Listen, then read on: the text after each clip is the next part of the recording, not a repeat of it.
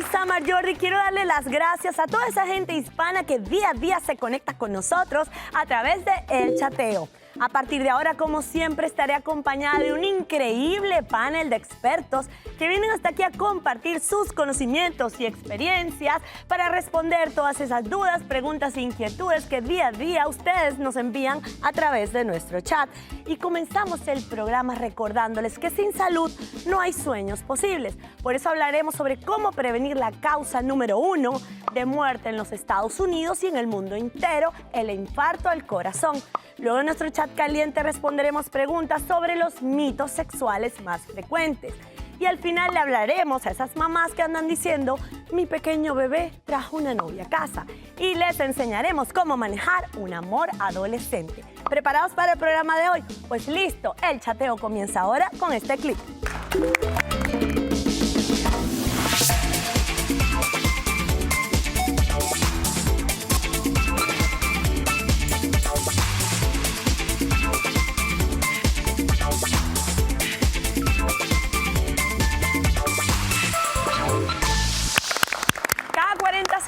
Ocurre una muerte por ataque cardíaco en los Estados Unidos. Ese es nuestro tema de hoy. Hoy vamos a aprender cómo prevenir esta terrible condición. Y para desarrollar este tema vamos a darle la bienvenida a la doctora Maritza Fuentes, especialista en salud integrativa. ¡Qué placer tenerte, Maritza! También nos acompaña el doctor Moisés Roysenthal, cirugía endovascular. Bienvenido. Por este lado tengo a mi querida doctora Montserrat Rodríguez, nutricionista. Bienvenida, Montserrat. Y también nos acompaña el amigo de la casa, el doctor Jorge Martínez, director del Centro de Tratamiento Biomolecular. ¡Wow! ¡Qué poder hay en este panel! Realmente es muy importante contar con expertos en este momento porque no estamos hablando de cualquier cosa. Estamos hablando de la causa número 1 de muerte en el mundo entero. Pero vamos a comenzar explicándole a las personas para que quede bien claro qué es un infarto al corazón. ¿Quién comienza? ¿Quién toma la palabra? Le doy la palabra al doctor. A ver, doctor. Gracias. Para que lo explique anatómica Por unanimidad empieza. Bueno, A ver. infarto al corazón en realidad es una enfermedad cardiovascular, una enfermedad completa de lo que es el corazón y todas las arterias. Todo va junto.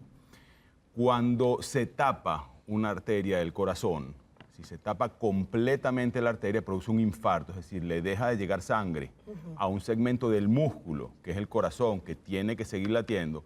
Y si no le llega sangre y sigue latiendo, ese segmento muere.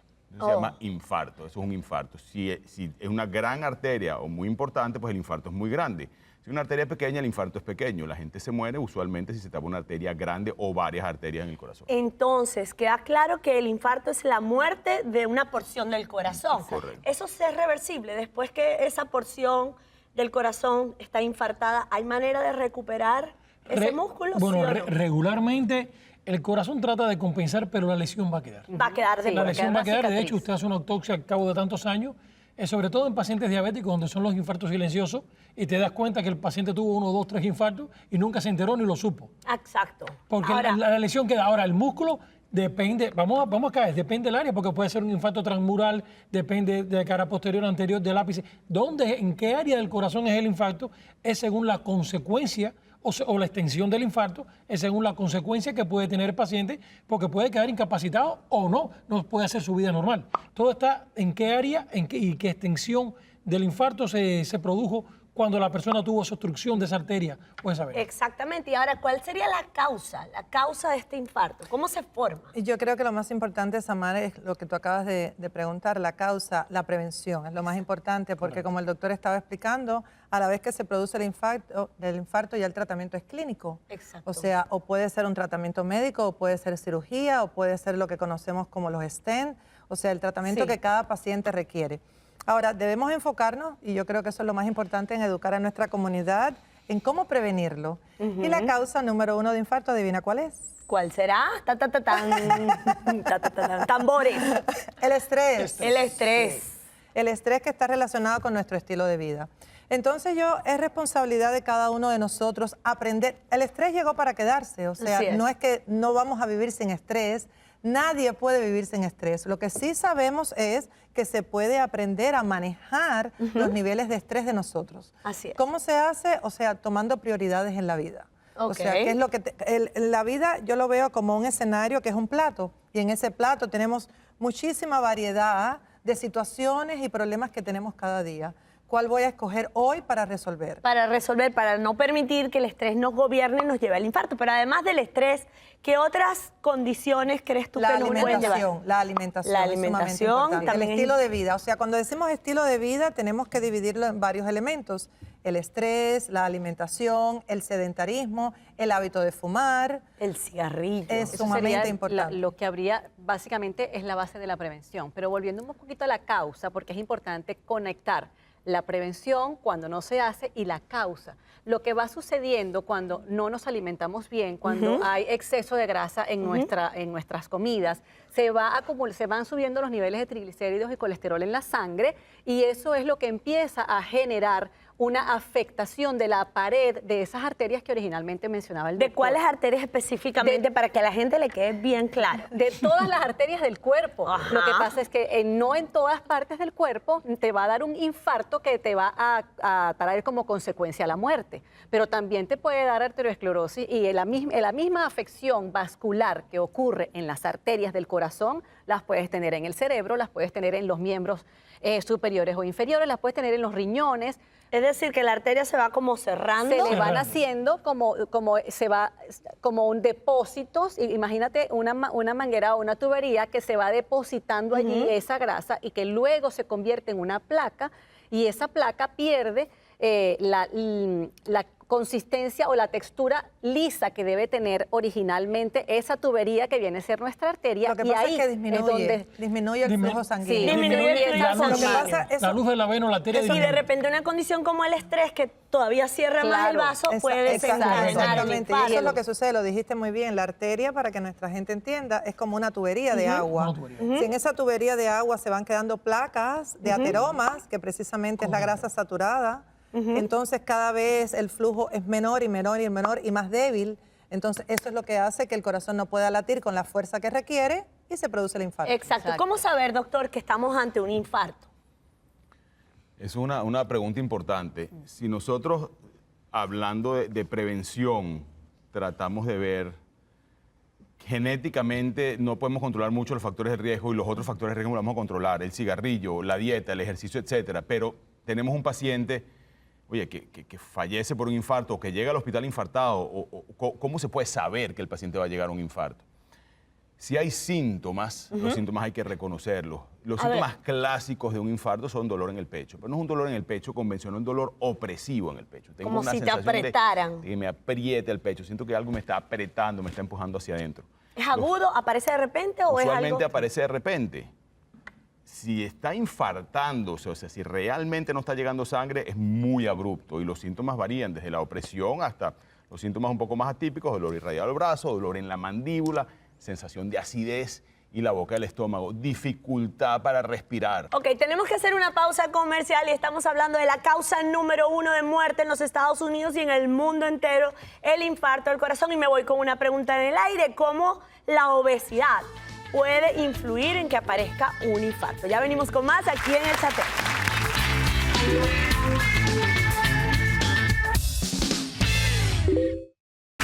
Es otro tema. Y seguimos desarrollando este tan importante tema, cómo prevenir el infarto al corazón. Y antes de irnos a la pausa comercial, dejamos una pregunta en el aire referida a la obesidad. ¿Cómo la obesidad puede influir en la aparición de un infarto al corazón? A ver. Bueno, la obesidad es un factor predisponente del infarto. O sea, hay varios factores, entre uno es la obesidad. ¿Qué es lo que pasa? Tienes un corazón que está programado para enviar sangre a un cuerpo de determinado peso.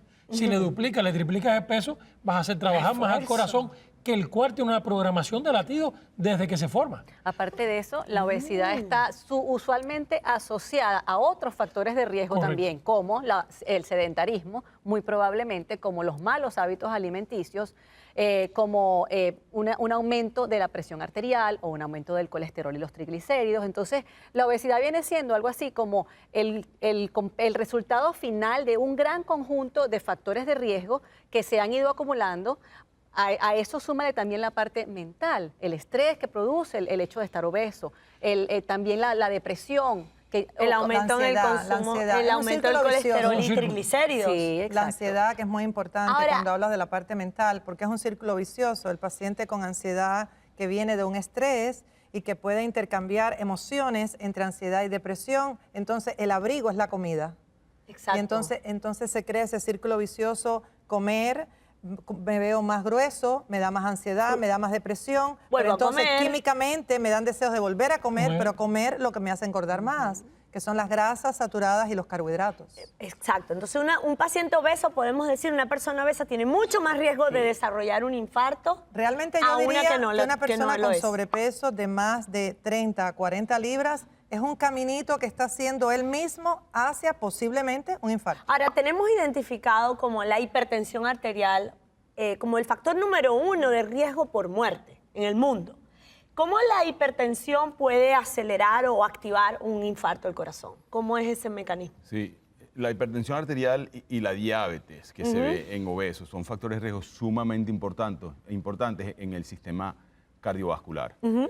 Entonces, si la tensión arterial está por encima de los valores normales, 130 de sistólica, 90 de diastólica y de ahí lo que venga hacia arriba, el corazón lucha para enviar la misma cantidad de sangre contra unas arterias que se mantienen comprimidas y al aumentar la presión es una carga, una sobrecarga para el músculo del corazón y eso va trayendo una serie de complicaciones en las propias arterias del corazón y en los órganos a distancia, porque la hipertensión arterial y la diabetes es primera causa de insuficiencia renal. Claro. Y un paciente con insuficiencia renal ya pasa empeora la hipertensión arterial, empeora el daño coronario, empeora el riesgo decir, cardiovascular. Un stroke, no hemos hablado casi stroke, el ACV, el stroke, el accidente cerebrovascular, Segunda causa de directamente muerte. asociado. Segunda causa de directamente muerte en el asociado, mundo. Por supuesto. Y se va depositando grasa en las arterias del cuello, el aneurisma de la aorta abdominal, en todos los fumadores se tapan las arterias, se dilata la aorta, se rompe la aorta y se muere. El paciente 95% del chance. Entonces no solamente es el corazón, es el resto de todas las arterias. Increíble cómo estos factores de riesgo causan tanto caos en nuestro cuerpo. Y esto es más frecuente en hombres, mujeres. ¿Hay cierta edad para que aumente el riesgo de tener un infarto o eso puede ocurrir a los 20 años? Bueno, el infarto puede ocurrir en cualquier etapa de la vida. Ok. Pero hay una posibilidad de salvarse si tiene más de 40 o 45 años porque hay un sistema colateral ya desarrollado por la misma esclerosis coronaria que se va formando, ya algunos vasos se van dilatando y suplen un poco el área que fue afectada, que no ocurre así en un joven, por eso un joven con un infarto Fulminante generalmente. muere. Y las mujeres después de la menopausia empiezan a tener un riesgo mayor y una incidencia mayor también de la enfermedad porque el efecto protector de las hormonas se ha ido desapareciendo, se está retirando. Pero Increíble. estadísticamente sí, los hombres padecen más de infarto que las Que mujeres. las mujeres. En los hombres es mucho más frecuente. Ahora, el ABC. Tenemos una persona que siente que está teniendo un infarto o estamos en presencia de alguien que creemos que puede tener el infarto, que es lo primero que tenemos que hacer. Llamar al 911. Exactamente. De verdad, o sea, parece un chiste, pero es que hay que Exacto. llamar. Es real. Exacto. Sí. Llamar al 911, no hay más nada que se pueda hacer en casa. Ponerlo muy quieto. El paciente que si trata de moverse, la demanda de oxígeno y de sangre va a ser mayor y los síntomas se van a incrementar. Si hay Así como aspirina o Plavix en la aspirina, casa, lo que darle está. su aspirina o su Plavix, que la Aspirina. muchísima gente. Mucha gente tiene particularmente los que- aspirina en la casa. Bueno, los que tienen factores de riesgo hoy en día le dan una dosis pequeña de aspirina, le das 2, 3, 4 aspirinas. Si es la pediátrica, la de 81 miligramos. Y se mantiene eso acostado va a el ayudar. paciente. Si llama 911 y tienes 10 minutos, llega 911, ellos llaman al hospital, le hacen un electro al paciente. Si hay sospecha y ven un cambio en el electro, el paciente se está infartando, se activa un protocolo inmediatamente en el hospital y el paciente pasa directo de la emergencia a la sala de cateterismo. Y en la sala de cateterismo uno se mete en las arterias y se destapa. Y es así se importante puede salvar un mantener al infarto agudo. paciente calmado Parece también, que no, porque pero estos pequeños detalles que hemos mencionado, estos pequeños la detalles gente no los conoce. de mantener al paciente calmado, de lo que le dijo la doctora de llamar al 911, de una aspirina, salva la vida de esa persona. Claro. Correctamente. Pues esa secuencia de factores y de pasos que hay que dar, sobre todo mantener la calma, es muy importante. Claro, porque a veces Maritza, reaccionamos en forma extraña. De repente Sí. una persona que cree que va a tener un infarto agarra el carro y sale manejando al hospital porque no Ha conoce los sucedido, riesgos. ¿Cuál es el Ha riesgo? sucedido y El riesgo muere, de llevar sucedido y directo al muere en hospital. un Y muere. accidente. O una arritmia. Es que Mira. el peligro del infarto es que te da una arritmia. Y si Así. te da una arritmia manejando, te mueres manejando. No solamente te mueres, se muere el paciente, se mueren los que están alrededor por el Lo que un pasa es que caso- esa acción de tomar la decisión, el ser humano que por lo general somos orgullosos y no queremos aceptar que hay algo que está pasando, que tenemos que buscar ayuda inmediata, Entonces, entre esa decisión de me voy yo conduciendo O o llamo. llamo al 911, eso es lo que marca la diferencia. Así es. Y tener cuidado con los síntomas, recordar que hay síntomas que son atípicos, porque, por ejemplo, tengo un dolor aquí y es una cosa rara y es un dolor aquí, no, tómate un Alka-Seltzer. No, no Exacto. importa, tómate un vaso Sobre de todo en leche. diabéticos. Sí, o Sobre todo en diabéticos. la otra situación, cuando no, me cuesta respirar, no importa, levanta los brazos, imagínate, levanta los brazos y respira. O sea, ese es el no que se debe hacer en esas Me situaciones. parece muy importante lo que Montserrat está diciendo, porque muchas veces descuidamos esos pequeños signos de alarma que podrían marcar una gran diferencia entre la vida y la en muerte. La mujer, Samar, en la mujer, he entrevistado a muchas mujeres en edades entre 45 y 55 de años con un nivel de estrés muy alto que se están sintiendo, hormonalmente primero todo cambia, número uno. Y se están sintiendo hace unos meses, en la entrevista lo confiesan, que ya no me sentí igual, ya no tenía la misma energía, estoy en medio de un divorcio, tengo los hijos adolescentes que no sé qué hacer con ellos. Esa serie de factores, si tú te estás dando cuenta que estás en ese rango de edad y que hormonalmente hay algo que está pasando internamente, aunque no lo estés viendo, pero te sientes que no tienes la energía de antes, que estás bajo un estresor muy grande, eso Tienes es que una buscar alerta, ayuda. eso es una Tienes alerta. que buscar ayuda. Ahora, para cerrar esta parte del programa, es importante que a la gente les quede claro cómo podemos prevenir el infarto al corazón. Primero que todo, ¿tenemos poder para prevenirlo, sí o no? Sí, claro. ¿En un buen porcentaje, sí o no? Mucho. Mucho. Sí. Ok, entonces vamos a darle estos últimos consejos a las personas. Si quieren, Sinceramente, Estilo de vida, Estilo de vida. Número uno, controlar el estrés, has hablado la alimentación, del estrés. es que lo veo constantemente. Sí, sí. El Como un estrés, factor la desencadenante. alimentación, hacer ejercicio, el que le guste, no hay que ir al gimnasio, simplemente bailar 4 veces a la semana. mantenerse activo la mayor parte del tiempo. Doctor, ¿algún consejo para prevenir el infarto del corazón? De las causas de infarto, la parte genética diferente de prevenir, pero lo actual, lo que hacemos el día a día, no fumar. El cigarrillo, oye, causa número sí, que uno, no le hemos causa nombrado. número uno, Fumar. enfermedad aterosclerótica, no fumar. Daña las arterias. Dieta y ejercicio. Dieta ya es un programa completo, aparte de lo que se puede hacer uno para bajar los Sí. niveles de insulina, bajar el depósito de grasa, etcétera, etcétera. Y por supuesto el ejercicio, que aunque lo que dice la doctora, con bailar es suficiente, con 20 minutos de ejercicio aeróbico, y si se puede 45 minutos de ejercicio aeróbico casi todos los días, es una gigantesca ayuda y de prevención cardiovascular. A ver, Con Montserrat, respecto a muy la bien. dieta particularmente, quiero hacer énfasis en disminuir la cantidad de sodio, porque cuando Sodio. comemos mucho sodio, Sal. sea sal o también sodio preservativo, que es el que aparece en la tabla, en la tabla de nutrientes, porque a veces hasta es una comida dulce que no nos sabe salado y resulta que tiene una cantidad de sodio súper abundante. Aprender a leer las etiquetas Exactamente. nutricionales. Y la otra cosa es dormir bien, que tampoco se habla de eso, pero si nosotros no tenemos ese espacio de reparación, entonces no van a bajar los niveles de estrés, no vamos a tener energía para ir al ejercicio, etcétera, etcétera. Y una Doctor. cosa, no, es que lo han dicho todo, pero hay una cosa que agrego, es cuando hacemos ejercicio, yo recomiendo mucho caminar al aire libre en un parque. Qué rico. Disfrutar el color verde, la naturaleza, los paticos, los Desconectarte. pajaritos. Eso ayuda al cerebro a relajarse también, a calmarse, a liberar el estrés, pero también nuestra circulación se activa la sinapsis neuronal, se activan muchos más sistemas que nos ayudan a mantener una buena salud. Mi gente bonita, el infarto se puede prevenir en un 80% solamente aplicando estos consejos que nuestros profesionales hoy han compartido con todos ustedes. Tenemos que ir a una pausa comercial y ya venimos con más en nuestro chat caliente. Ya venimos.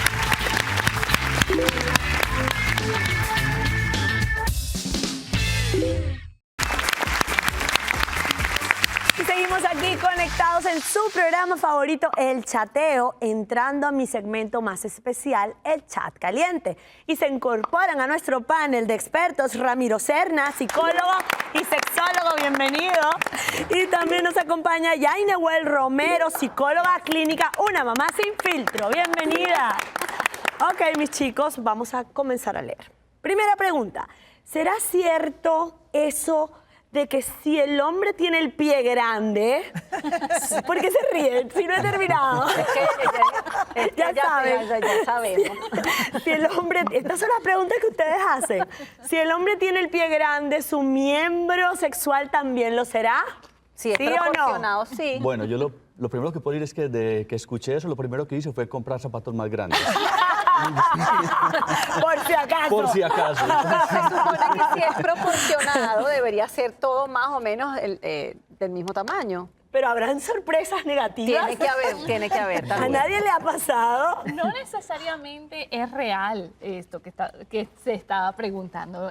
Yo pienso que, como dice la doctora, la parte proporcional del cuerpo generalmente es lo que vemos. Si una persona es alta, grande, Uno espera. generalmente puede Pero no tener... es- Pero ser también puede proporcional pasar todo como el su cuento cuerpo. Hay de que... excepciones. Hay excepciones. Hay excepciones y... La- No, pero yo Sí. estoy de acuerdo con Montserrat. Si uno ve brazos largos, pie largo, piernas Oye, largas. señora, mucha mala suerte que entonces ahí falle la cosa. Realmente todo está desde el punto de vista de la expectativa Exacto. que hacemos Sí. del ser humano. Exacto. Como dice la doctora, proporcionalmente a la anatomía del cuerpo humano, estamos asumiendo, imaginando, Exacto. pero la realidad Es que no no. siempre coincide con Pero ese hagan lo que hace Ramiro, usted se compra los zapatos 2 tallas más grandes y Correcto, seguramente va a atraer efectivamente. más mujeres que antes.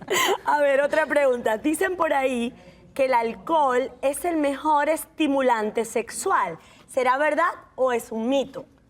Bueno. Yo pienso Con que hasta cuidado. un punto. Con Exacto, cuidado. con cuidado. Ojo con eso. Con cuidado. Vamos a ver qué dice. Porque A ver, eso- sexólogo, el eso es más sexólogo. peligroso. Sexólogo, a Sí, ver. no, eso es más peligroso que un clavo en un tobogán y le voy a explicar por Uy, qué. eso suena horrible. Suena fuerte, pero les voy a explicar por qué. Porque muchas personas creen que realmente el alcohol es el estimulante y lo que pasa es que el alcohol es un diluyente de los mecanismos de defensa de la persona.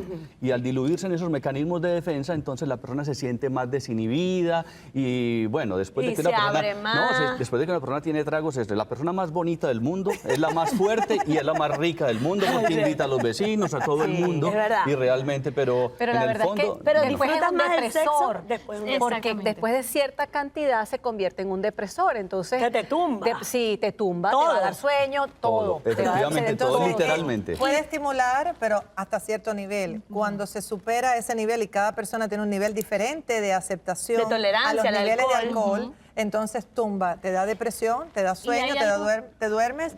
Y en el caso de los hombres, hablando de miembros sexuales y el pene de los hombres, no funciona cuando hay mucho nivel de alcohol en el cuerpo. Tan sencillo como eso. Cuidadito, chicos, por ahí Y que el nos están... después también es importante tomarlo en cuenta porque muchas veces nos desinhibe tanto que nos recordamos después que estamos haciendo y la depresión Y ¿Qué hago viene yo? después que viene la después, culpa. eso también Sí. viene. Ok, ya quedó claro. Seguimos.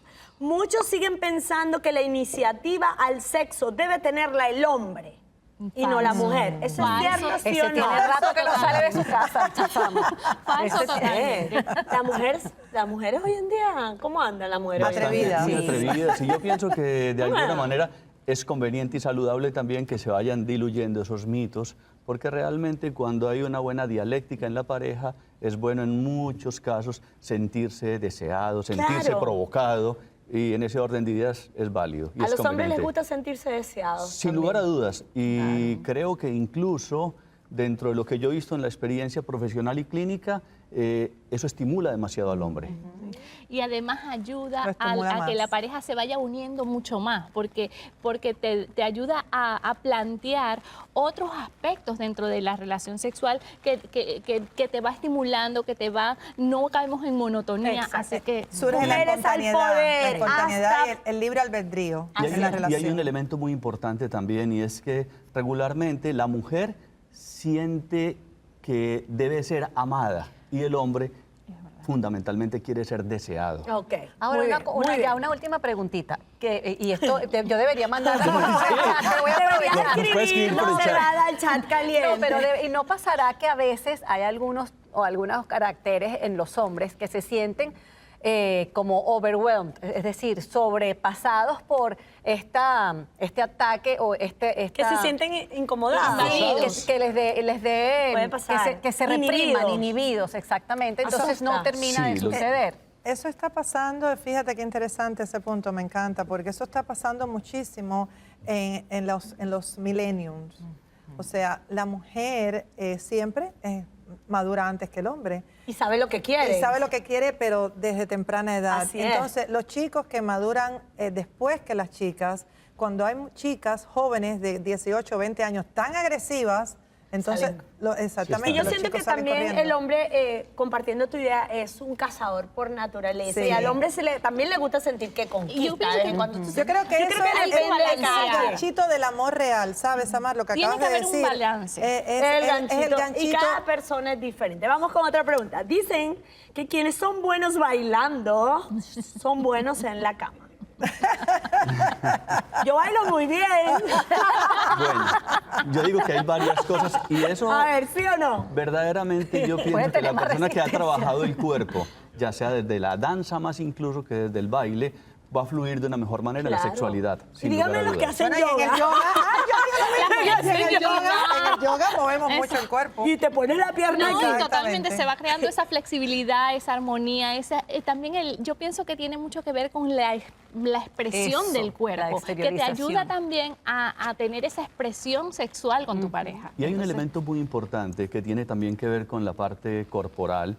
Y por ejemplo, los que practicamos de alguna manera el tantra, sabemos que a través de la respiración, cierto tipo de meditación, contribuye a que haya una flexibilidad no solamente del cuerpo, sino de la energía sexual. Ah, qué y bonito. entonces eso contribuye a que haya una mejor comunicación en la dinámica de la Yo pareja. creo, si me permites, A ver, Amar, que claro. es momento, porque sé que hay muchas personas que nos están viendo que no saben qué es el tantra. A ver. Ok, Momento de perfecto. explicarlo. Un segundo para explicar lo que es el tantra. Bueno, explicarlo en un segundo es bastante complicado, pero de todas maneras, hay quienes creen que es una religión o es una filosofía donde realmente se comprende que a través de la energía sexual se puede alcanzar un camino de espiritualidad trascendente y contribuye a una integración del ser. Qué lindo. bien, qué Tenemos que bonito. hacer un programa sobre el tantra. Muchísimas gracias a nuestro panel de expertos por todos los aportes en nuestro chat caliente. Y ustedes en casa, no se muevan porque vamos a hablarle a todas esas mamás que dicen, mi pequeño bebé llegó con novia a la casa. ¿Cómo manejar un amor adolescente? Venimos con más aquí en el Chateo.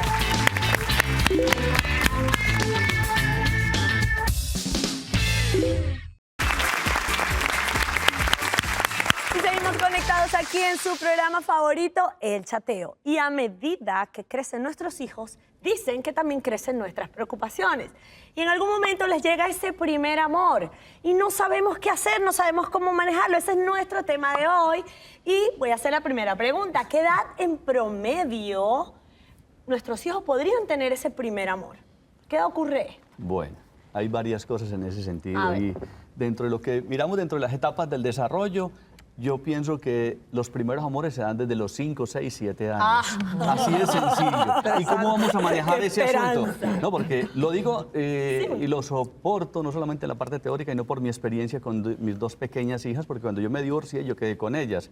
Y hacerles ese acompañamiento en el proceso de autodescubrimiento sexual y ver cuando empezó el primer enamoradito, una cosa y la otra, cómo manejar eso. Pero desde los 8, 9, 10 años ya empiezan a sentir sus enamoramientos y sus fantasías, incluso muchas veces. Pero él con está ellas. mariposita tocando en un el tema estómago, la mariposita en el estómago. importantísimo Pero porque no él es solamente en el hombre. estómago. Que ¿Cómo es más fácil, un hombre a una niña o una mamá a un niño o a una niña? Mira, Sí. culturalmente es más fácil una mamá a un varón. ¿Por qué? Sí, ¿a un varón? Porque culturalmente el varón tiene más permiso a hacer muchas cosas, a tener esas experiencias de romance, de la novia, porque tú ves que en Latinoamérica se le pregunta mucho a los niños pequeños, ¿cuántas novias tienes? Sí. Y yo ¿Ya te iba a tienes decir novia? eso, Simulando a los Claro. machistas de bien Exactamente. pequeños, En mujeriego cambio, de los- chiquito. Total, y los papás con las niñas son mucho más...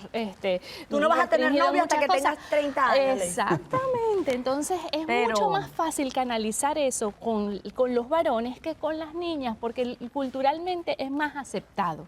Pero no es el varón con el papá y la mujer con la mamá. Así pensaba yo. Yo también, No, hasta ahorita. no necesariamente. De hecho, todo el proceso de identificación sexual, cuando tú ves en los niños, hay un proceso que se da, complejo de Edipo y complejo de Electra, donde el niño tiene ese enamoramiento con la mamá y el varón tiene ese enamoramiento con el papá. Y eso hace que escoja a una pareja que se parezca a la mamá. Muy probablemente. Y la hembra, como tiene el patrón del papá, siempre está mirando escoger a un novio y a un Como futuro el esposo papá. Muy Pero, probablemente. pero el características papá del no papá. puede ver Pero- como que ese novio, ese primer novio, porque es la primera Bueno, vez. a mí personalmente- Es como un competidor del amor de él. Bueno, ¿Tú no a mí lo me vi? ¿Qué pasó- edad Mi tiene caso tus fue hijas? así. Bueno, y ahora tienen Con mi papá. 28 y 27 ya lo años. viví. Ya lo viví. Ya lo viví. Y les hice un acompañamiento, incluso eso... ¿Te dieron celos? No, para nada. Por el contrario, hubo situaciones bien particulares en las que, recuerdo, nosotros tenemos un restaurante y mis hijas trabajaban allí y llegó uno de los compañeros de trabajo de ellas que se estaba enamorando de mi hija y me dice, don Ramiro, me da un permiso, que es que yo quiero salir con su hija a cine. Y lo dijo así tan así, apenado. pero no, muy apenado. No, sí, claro. Estamos hablando hace 14 años. Y él, le dije yo, bueno, pero la vas a invitar a cine, la vas a dar besitos y todo. No, yo, entonces, ¿para qué la vas a invitar a cine? Rompiste el hielo. Pero Así, no hay es que romper el hielo. Si a mí mi nuero, el primer novio de mi hija me dice doña, ya yo le tiro la por puerta ahí, a la cara. pero por eso, No me por diga más doña a nada. mí. No, pero retomando el tema, que yo pienso que de verdad es muy retador para los padres, probablemente no los que ahora mismo están en sus 30s y ya tienen hijos llegando a la pubertad, más que la verdadera o preadolescentes. ¿Desde qué edad uno puede aceptar eso como una muy buena. situación, no digamos formal, pero como darle todas esas licencias sabiendo que la madurez todavía no ha llegado, porque hay que tener cuidado? Hoy ellos hay una precocidad, una apertura a la información. Cada día más. Impresionante. Sí. No Yo creo que eso no viene- necesitan de los padres aparentemente, porque la información está por todos lados. Sin Sí, pero- embargo, está en los padres, los que somos padres, de tener las reglas en casa y el diálogo, hay que conversar. Pero ¿cómo orientamos Yo- a esos hay- padres que nos están viendo? Porque no es lo mismo que te llegue tu hija de 12 años con un noviecito a la casa a una de 15 o de O de 16. 18. Sí. Entonces, Yo pienso ¿cómo que eso saber? está muy relacionado con toda la educación que nosotros les damos previa a los niños. Porque, ¿qué pasa? Que muchas veces esperamos darle educación sexual cuando nos traen un novio o una novia a la casa. Y eso tiene que comenzar desde muy temprano, ¿ok? Ahí- Desde la primera infancia, cuando los niños saben y conocen todo lo que tú piensas acerca de eso, mientras tienen más información, ellos van a saber cuándo están preparados van a tener más juicio, por así decirlo, para poder tomar decisiones. Mire, Eso es lo hay que una- marca la diferencia Sí, y hay entre una los que cosa- tienen la educación sexual y los que no. Y hay un asunto que yo considero bien importante porque hay que evaluar también dónde estamos recibiendo nosotros como padres esa educación. Qué tipo de libros estamos leyendo, qué tipo de información estamos y a dónde estamos acudiendo. Por ejemplo, en las culturas ancestrales hay unos procesos muy lindos. Por ejemplo, yo agradezco infinitamente a un maestro que ante la amenarquia, o sea, la aparición de la menstruación en mis hijas, me orientó para hacerles un ritual de bienvenida Qué lindo. para que no sufrieran de bonito. problemas de endometriosis, los cólicos Quistes, menstruales. ¿Por qué? Porque ellos desafortunadamente... estaban conscientes. Claro que sí. Es que el cuerpo ya reclama, el cuerpo sabe. O sea, cuando hablamos de la madurez del cuerpo, el cuerpo ya de por sí va viviendo un proceso. Sí, Y el nosotros hormonal qué está tan funcionando. consecuente estamos siendo con lo que el cuerpo nos está informando. Entonces, cuando a la niña le está llegando el periodo menstrual, ¿qué vamos a hacer? Como hacían con nuestras abuelas, ay, mi hija, esa es la cruz que nos tocó cargar. Ay, Ya se qué enfermó. horrible. Y entonces Enferma, empezamos, exacto. obviamente, Piensa que a es una enfermedad. darle una Sí. connotación negativa a la sexualidad, a su condición de mujer, y después nos preocupamos que por qué entonces tanto problema de cáncer de útero, Claro. de cáncer de seno. y no Embarazos estamos- precoces. Correcto. Porque no Porque estamos haciendo- toman la menarquia como algo negativo, como el karma que todas las mujeres tienen que tener. Pero ahora, ¿cómo recibir, antes de preguntar cómo recibir a ese primer novio, pregunto, ¿cómo crear un ambiente de confianza lo suficientemente grande para que tu hijo pueda traer al novio a la Yo casa? voy a Porque hablar- podría yo tener Yo voy a hablar afuera. como A ver. porque yo creo que todos acá son mucho más expertos que yo, pero a lo mejor no sé si Como todos- mamá. Como mamá, exacto. Mira, es muy importante esa parte, porque es como llegar a la sala de cirugía buscando el libro de anatomía. Entonces, uno tiene que estudiar la situación en la que estamos actualmente, no lo que me enseñó mi papá, lo que mi mamá me dijo, sino qué está pasando hoy en día. Y hablarlo, mira, puedes traer a tu novio, pero bajo estas y estas condiciones, de esta y esta, entre esta y esta hora, eso es importante. Y que el proceso se sienta natural, Sin que no embargo, sienta... antes que eso, estoy de acuerdo también con lo que dijo la doctora, la educación sexual viene desde temprana edad. Muchos padres se preguntan, ¿cuándo hablar de sexo con mi hijo? Como si el sexo fuera un tema que hay Aparte que del definir ser en qué humano. momento hablarlo. Sin embargo, Tomo tu hablo- pregunta. Tomo tu pregunta. Tenemos que ir a una pausa Ok. comercial, pero quiero desarrollar eso en el próximo segmento. ¿Cómo cómo hablar de sexo con nuestros hijos y a partir de qué edad. Muchas gracias, Maritza. Ya nos vamos a una pausa comercial y ya venimos con más de El Chateo.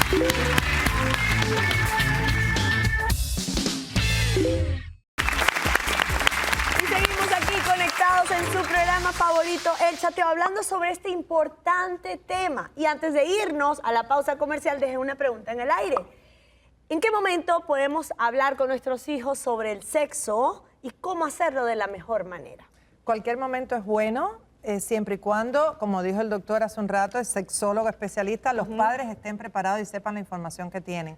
A mí me llama la atención que los padres saben hablar de cualquier cosa, pero con el tema del sexo, no, espérate un momentico que está muy pequeño. De eso no puedo hablar todavía porque lo vamos a traumatizar. Y realmente es todo lo contrario. Lo que tenemos que hacer es hacer que el tema del sexo sea natural y que brote de forma natural en una conversación, en un diálogo familiar. ¿Por qué? Porque si lo hacemos a temprana edad, los niños van escogiendo sus prioridades. Fíjate que te puedes encontrar niñas, como dijimos en el segmento anterior, con 12 o 14 años que ya tienen novio, y te encuentras con otras niñas que a los 18 años le preguntas y te dicen, yo no estoy para eso ahora, yo prefiero estudiar. Exacto. Esa es la diferencia. Y hay varios asuntos. Lo que pasa es que nosotros estamos subestimando demasiado a los hijos. Y hay algo que nosotros podemos filosofar con ellos, podemos reflexionar con ellos. Matthew Lipman hace tiempo le había hecho una propuesta a la UNESCO precisamente para que no subestimemos a los hijos. Y a mí me pasó con mis hijas, muy pequeñita, precisamente le invitaron a una primera comunión y yo tenía mis libros de sexología en la biblioteca sin ningún inconveniente y precisamente a la tía más mojigata fue y se le acercó. Le dijo, tía, ¿usted le besa los genitales a mi tío? Así de sencillo. Entonces, ¿cómo hago yo un abordaje luego para hablar de eso? ¿Cómo podemos...? ¿Qué dice que Ave María Purísima? No, luego se da la oportunidad para el tema, hablar, mire, hija, hay cosas que son de la intimidad, en fin, y se le va dando una orientación. Y obviamente desde el mismo cuestionamiento, las cosas privadas, lo que es el pudor, porque no podemos confundir lo que es un mito, un tabú y el pudor. Exacto, pero no Así todo de el mundo sencillo. tiene esa capacidad, los padres le tienen terror a ese esa es la gran momento y mayoría. los hijos tampoco lo quieren vivir, es como la conversación, Pero ese claro, momento es que incómodo. si tú esperas esa conversación, es allí donde viene el problema. Claro. Porque si nosotros incorporamos la sexualidad, es parte del ser humano desde antes del nacimiento hasta que muere. Realmente es parte de nosotros y como tal nosotros tenemos que integrarla en esa vida diaria. Nosotros tenemos que aprovechar cualquier momento que se nos presente en la vida para aprovechar, como decía el doctor, le sucedió esto, allí hablamos de ese tema. Si el niño se va a bañar, le aprovechamos y le explicamos, mi amor, estas son las partes íntimas, le nombramos las partes íntimas y esto lo compartimos con otras personas. Todos los momentos Son aprovecharlos importantes. para introducir esa educación. Me encantó lo que acaba de decir el doctor, me ha encantado, que hay una diferencia entre mito, tabú y pudor. ¿Por qué? Porque el otro extremo es que hay muchas adolescentes en este momento que han perdido el pudor. Total. Que el sexo es un deporte, no pasa nada. No pasa nada, puedo tener relaciones sexuales con cualquiera que me y más apetezca. con Viene la promiscuidad, con el Y el internet. problema- vienen otros Y problemas. yo pienso que es un asunto que nosotros tenemos que ser muy cautos, muy cuidadosos. Y es que nosotros no hemos resuelto nuestras situaciones y se las estamos proyectando a ellos. O sea, lo que más nos enoja de nuestros hijos es que ellos no han resuelto lo que uno tampoco. Entonces ahí quedamos bastante limitados. Sí, Absurdo, totalmente. es cierto. Y Ahora, pero no. ¿qué reglas podemos establecer como reglas básicas para nuestro hijo adolescente que trae un novio o una novia a la casa? Yo creo que eso es muy importante, además que sea individualizado, así como tu cultura, como los colores con los que prefieres vestirte o los alimentos que prefieres consumir, porque tampoco se trata acá de que lo que le funciona a Maritza o a ti me funciona a mí o le funciona a ella. elemento muy Entonces importante. eso es importante porque incluso la persona que viene de fuera tiene que entender que eso, o sea, que, Hay reglas. que hay reglas que se está asimilando a otro ambiente diferente al de su casa y que entonces también empieza a fomentar el respeto, el preguntar, Pero ¿cómo hacerlo sin caer mal? Sin poner, No, sin es que eso no poner importa tanta que negación. caiga mal. Eso no importa Hay que varios caiga casos mal. en ese sentido. Exactamente. En tu casa No me hay importa reglas. caerle mal. No, hay un asunto y es importante que las jerarquías, la palabra jerarquía quiere decir un orden divino y hay jerarquías. Obviamente que en virtud de eso yo puedo negociar con mis hijos las normas que se plantean y las sanciones. En última instancia, entonces yo no cargo con la culpa de haberle dado una sanción porque yo la negocié previamente con ella y entonces fuiste tú la que no cumpliste con esa norma y en ese orden de ideas es lo que tenemos que hacer. Y ya vienen dados todos como decía la doctora, esos valores, esas normas familiares, no las vas a crear en el momento que llega el novio. Ya eso ya viene previamente. Se tiene que conversar antes. Exactamente, conversar con ellos todas las situaciones y como dice el doctor, hay negociaciones que uno hace con ellos que establecer cada cosa, esto es así y dependiendo de los valores y lo que crea cada familia. Pero vamos a la parte práctica. Los valores y las reglas hay que crearlas para la hembra y para el varón. Exacto, vamos a la parte práctica. Ahora tenemos un hijo adolescente, no estamos hablando de un mayor de edad, un adolescente. Puede viajar con su novio, puede quedarse el novio o la novia a dormir en la casa. Si salen de fiesta, ¿a qué hora tienen que llegar a la casa? ¿Pueden encerrarse en el cuarto? Ok, bien. Eso es muy individual, como dijo la doctora. Depende de la cultura y de lo que los padres sean permisivos o no. Por ejemplo, en mi cultura y en mi casa, con una hija que tengo de 21 años, o sea, tiene que haber horarios para llegar a la casa aunque vayas de fiesta. Si tienes un enamorado, es en el área de la sala, en el área común. No puedes subir a las habitaciones. A la habitación. Eso es muy relativo porque hay familias que pueden ver que mis reglas no se acomodan a las reglas de ellos, porque ellos son más permisivos o vamos a ponerlo de esta manera, son más abiertos quizás. Pero entonces yo a mi hija siempre le he dicho, las reglas las pongo yo y el Estado en esta casa es nuestro templo, nuestra casa y nuestra familia. Qué lindo eso. Y es muy importante porque los niños siempre van a manipular y van a decir, no, porque mi amiga tal cosa y mi amigo le permiten tal cosa. Y ahí salgo yo y le digo, no, es que el Estado nuestro es y la presidenta de este Estado, de nuestro templo, de esta familia, soy yo. Y la dictadora soy yo. Es importante considerar también la edad evolutiva del niño, ¿ok? Porque ellos no están preparados como un adulto para asumir todas las cosas de los adultos. Y eso ellos necesitan saberlo. Pero creen que sí, ellos creen. Por supuesto que creen que sí, pero por eso los papás necesitamos comunicarnos. La comunicación es básica en esta etapa. Los papás necesitamos comunicarnos, hablar que ellos sepan que eso existe. Y Ramiro, ya para cerrar, también, muy un consejo importante. ¿Qué hacer cuando no te gusta el novio? O la novia. Bueno, a mí una vez... Es un desastre y no te gusta. ¿Qué correcto. hacemos? Una vez me preguntó un yerno que si, don Ramiro, yo le gusto para su hija. Yo le dije, mire, yo no subestime a mi hija, que ella no es boba. Ella sabe elegir y en ese orden de ideas no es a mí el que me tiene que gustar, es a ella. Yo le he dado buenos elementos para que ella tenga criterios de selección válidos y que es una mujer que ha fortalecido su autoestima y entonces no cualquiera va a venir a hacerle daño. ¡Ay, qué bonito mensaje para cerrar el programa! Muchísimas gracias a nuestro panel de expertos por todos estos valiosos consejos compartidos a lo largo del programa. Y los invitamos, como siempre, día a día a acompañarnos en su programa favorito, El Chateo. Nos vemos. Bye.